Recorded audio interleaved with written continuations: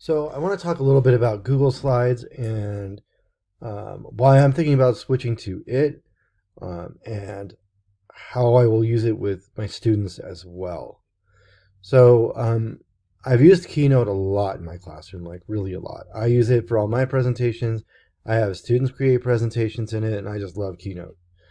However, with our school moving over to Google more, with using Google Classroom, having used Google Drive a lot in my classroom, I think it might be easier to start switching over to Google Slides. So I'm going to do a little step-by-step here of just how to do some basic things and talk about how it might be similar to Keynote. And yeah, so we'll get started here. So this is actually for me and my students, and yeah, just to try to integrate things more. So we're going to go ahead and click on blank page here that we could pick any template. I'm a huge proponent of using blank templates because I like to create my own stuff. I'll do a lot of stuff in Photoshop and bring it in. So, and as we pull this up, in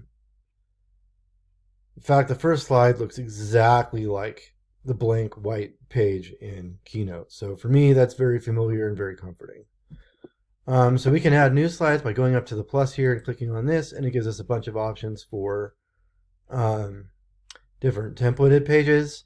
Again, I like to just use this one. I'll even go ahead and delete my text and then restart from the beginning because that's just how I am. But they do give you lots of options for templates. We can insert images, text, just like in Keynote or PowerPoint. So that's really helpful. If we go to slide, we can also create new slides here. And so I'm just going to kind of flip through the tools here so you can see what's available. So lots of options here. It resides on the web, and I'm using Google Drive anyway. So I think this could be a really easy solution. It might make it easier for my students to access my slideshow so they can go back to them if they haven't been in class or whatever the case may be. Anyway, so this is Google Slides, and I'm really starting to think about using this. So this covers ISTE student for, ISTE Educator 6B and Educator 6B.